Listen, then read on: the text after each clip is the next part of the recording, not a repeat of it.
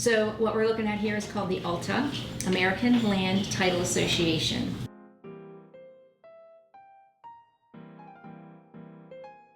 They are a big deal. They take care of make sure we do all the money right.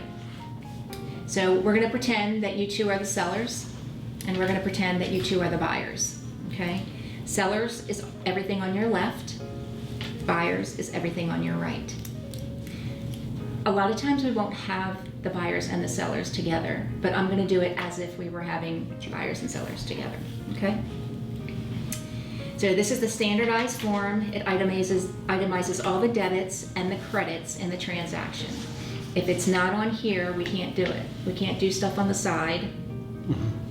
We can't have buyer and seller exchanging money here or anything like that. It has to be on this form. So we're gonna start at the top. First, we have all of our financials. The selling price, $775,000. There was a deposit money that the borrowers put for $7,750, and the loan amount $678,672. Does everybody agree with that? Yes. Okay. The next section is prorations and adjustments. So in this particular one, the buyer is giving back to the seller $3,251.97, and that's for county taxes. So this one is from February, so this is going to be a little wonky here. But say today was February 13th, this is the closing date. So the buyer is paying from today through the end of the year, the tax year, which is June 30th. So the buyer is giving it back to the seller because the seller's already paid it through June 30th. Does that make sense? Yes. Okay. So that's how we do the prorations. And we also do that with CPRA. You probably will be the only one with that, because that's the Columbia Park and Recreation Association. That's Howard County. So if you're doing Howard County, they're going to have that. Also gets prorated. If there's any front foot. Where can you find that? Where can you find what? How like you can look up the tax, property tax on SDAT. Where would you find the CPRA? How would you go to see what's? As an agent, that's a very good question. Okay. That I will get the answer to. Okay.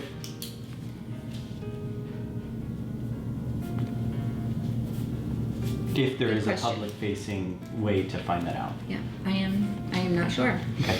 But any HOA fees, front foot fees, ground rent, anything that had to be prorated would be in this section. Okay? The next section for the buyer is loan charges. This lender was Loan Depot. Lenders have different ways that they put their fees down here, but all of these should have been given to the buyers at least 3 days ago. They should have received the CD, the buyers did. You compare it to your loan estimate that you would have got when you first applied for the loan. Okay? If there's any lender credit, it would be right before the impounds. So for example, if the lender quoted you $2,000 and you get your CD and it's $3,000, they'll give you a lender credit of $1,000. There's a certain amount that they have to stay within when they give you the loan estimate. Impounds, terrible word. Sounds like you're impounding a car. It should be escrows. So the lender takes 3 months of your homeowner's insurance, and in this particular example, 5 months of the property taxes.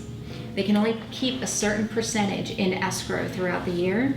So you'll see an aggregated adjustment for $1,427.17. It's not always that much. It could be $20, but it has to be within the certain percentage that they're allowed to keep.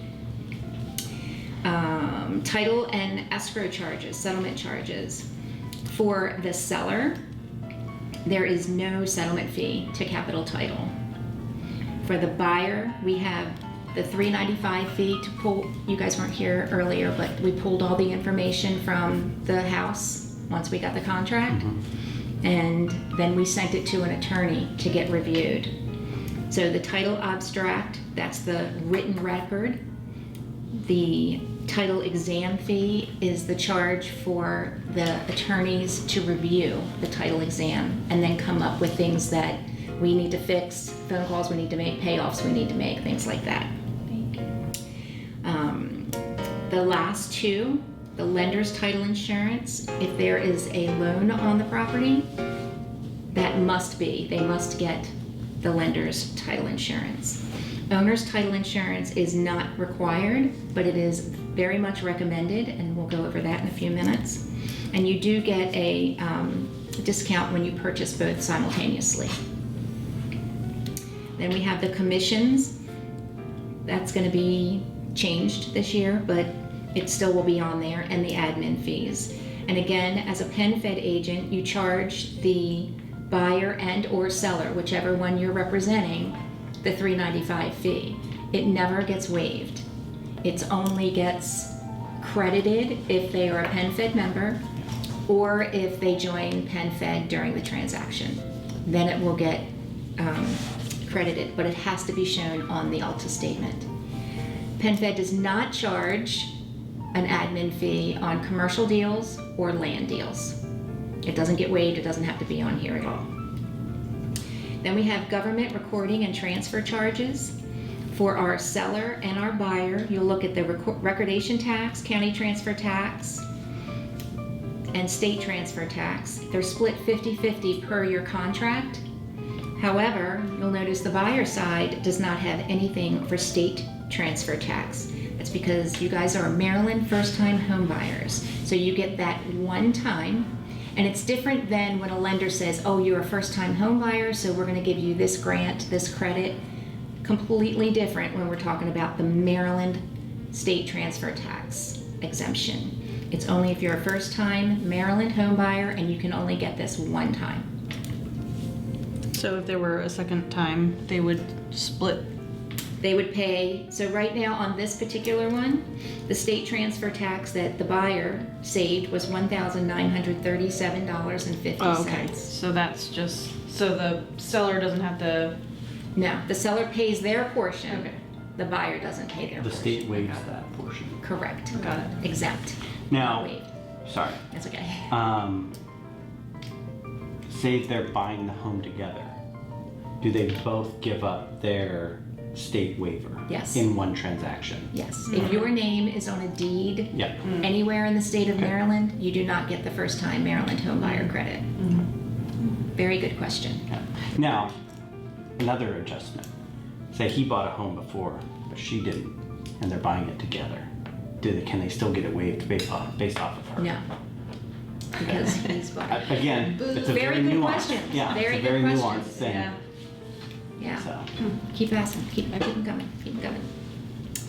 So for the buyer, homeowners insurance premium to Progressive, that's 12 months. So how the homeowners insurance works is we collect it at closing, and after closing, we pay your homeowners insurance for you for the year. The lender has taken 3 months of escrows. And every time you make your payment, you're going to pay your principal, your interest, your taxes, and insurance. Taxes and insurance goes into your escrow with your lender, and as those bills come in, the lender is going to pay them for you. This time next year, it will be readjusted because your taxes and insurance may change. The difference in the way we do taxes, like in real time, it's June, it's not February. So taxes are due, the bills are supposed to come out in July. So July 1. So if we were to do a real closing right now, we would collect the whole 6 months because it's so close to being due. Now in Wacomico County, tax bills don't come out till August. So what are you gonna do? You bump up a little bit, put a little cushion on it, collect the money, so when the bill comes out, we can pay it. Okay, does everybody understand how that works? Okay. And then the home warranty to guard home warranty. So you wonderful sellers are giving the buyers a warranty. That's such a great thing to do. I hope you use 210.